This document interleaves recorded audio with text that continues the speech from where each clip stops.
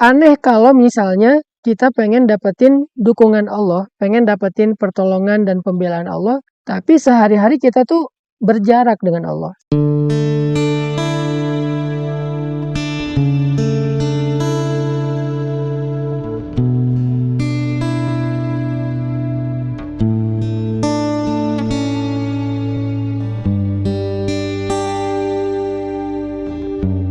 Teman-teman, gimana cara ngelibatin Allah kalau misalnya kita lagi ada masalah sama orang lain?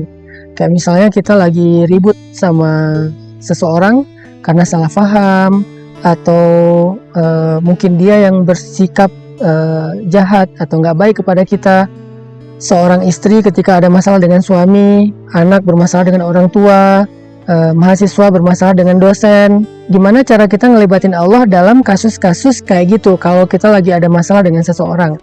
Kita belajar dari Sayyidah Hafsah ketika beliau ada masalah dengan suaminya, yaitu Rasulullah SAW, sampai kemudian Hafsah melibatkan Allah dan Allah membela Hafsah untuk meminta Rasulullah merujuk Hafsah.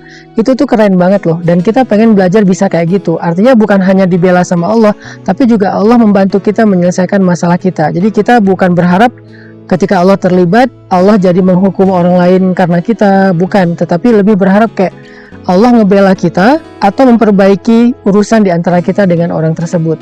Gimana cara melibatkan Allah kalau kita sedang punya masalah dengan seseorang?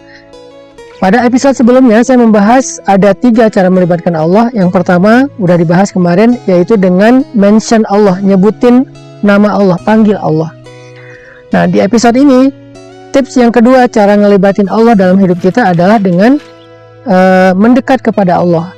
Jadilah orang yang paling dekat kepada Allah dalam setiap kebaikan. Artinya, satu, dengan cara bersegera kepada kebaikan, wasari'u ila maghfiratin min rabbikum was-sabiquna as-sabiqun ulaikal muqarrabun. Orang yang bersegera kepada kebaikan, mereka orang yang dekat kepada Allah. Jadi, kalau kita dekat sama Allah, sama seperti kita dengan manusia ya. Kalau misalnya kita dekat dengan seseorang kan kita gampang dapat perhatian dia.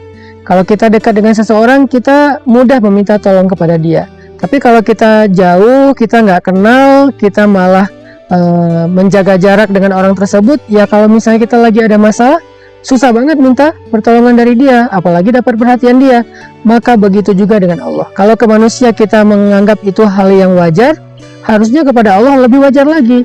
Aneh kalau misalnya kita pengen dapetin dukungan Allah, pengen dapetin pertolongan dan pembelaan Allah, tapi sehari-hari kita tuh berjarak dengan Allah. Sehari-hari kita tuh menjauh dari Allah. Sehari-hari kita tuh menghindar. Allah panggil, kita nggak datang. Allah kasih petunjuk, kita tolak.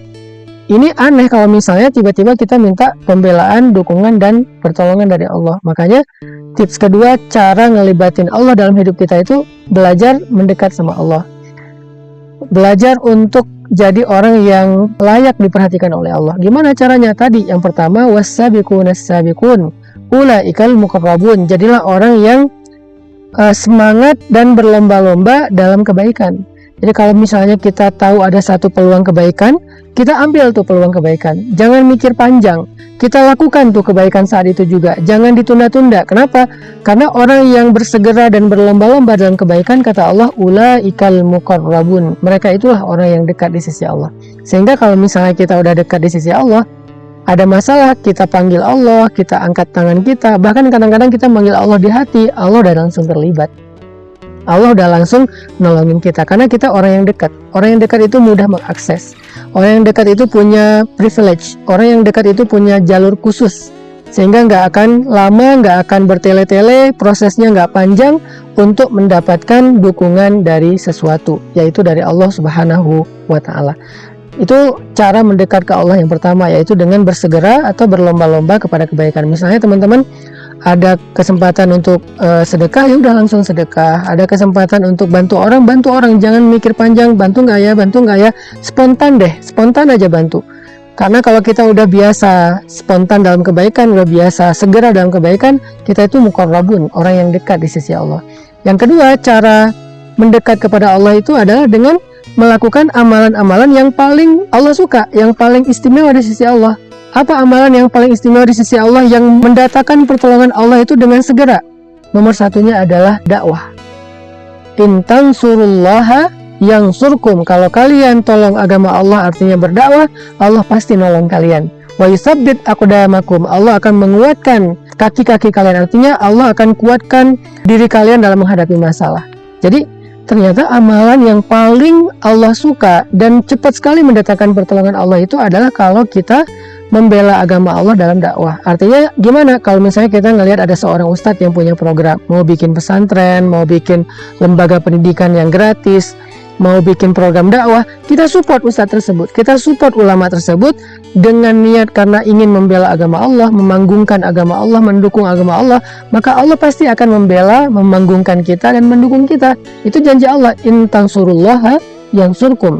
Kalau kamu tolong agama Allah, Allah menolong kamu dalam kehidupan kamu. Dakwah, cari ustadz siapa yang butuh dukungan dakwah. Saya pribadi misalnya sekarang lagi membangun pesantren. Pesantren ini untuk mentarbiyah menjadi sekolah buat anak-anak muda dalam belajar agama, syariat, belajar life skill, belajar hard skill, supaya mereka bisa mandiri dan bisa membantu orang lain. Yuk kita support bareng-bareng, misalnya kita pengen bangun masjid, ya udah saya mau support Ustadz Hanan bangun masjid dengan donasi, atau mungkin dengan wakaf, atau mungkin dengan skill, atau mungkin dengan network, atau mungkin dengan nge-repost postingan tentang pembangunan proyek pembangunan masjid itu, supaya banyak orang yang mendukung.